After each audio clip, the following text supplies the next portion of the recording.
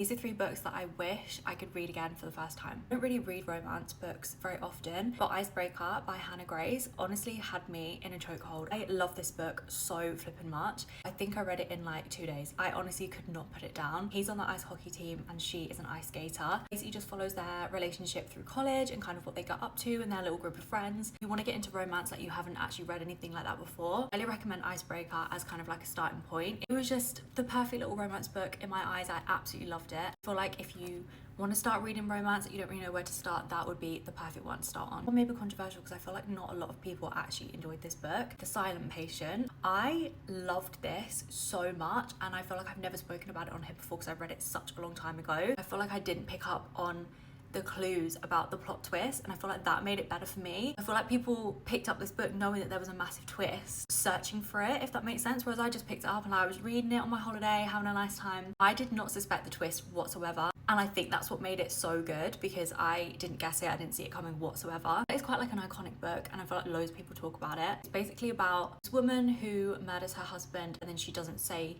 a word ever again. She basically goes mute after she kills her husband. There's a detective on the case trying to work out why she did it and trying to make her talk again. Kind of flicks from the past to the present, which could get a bit confusing and I feel like I did have to concentrate. I honestly loved it so much. I really wish I could read it again not knowing what happens. I thought I knew what was happening, but I was so wrong. Like with The Silent Patient, you either love it or you hate it. I loved it, so if you have seen people say that they hated it and the twist was awful, I loved it and I feel like you might as well. If you don't know already, I love a creepy horror thriller book. Like my favourite kind of books to read at the minute. Hidden Pictures by Jason Rekulak. I loved this so much. It's about this couple, they have a child. The child starts drawing these really disturbing images of this woman that he can see. I like a nanny kind of help him like come out of his shell, basically figure out why he is drawing the things that he does. I flipped a page on my Kindle, the drawing, like I could see what he was drawing, and when I was reading this at night I was genuinely terrified because as it goes on the drawings get like worse. I only still think about it and I read it on my Kindle, but I actually bought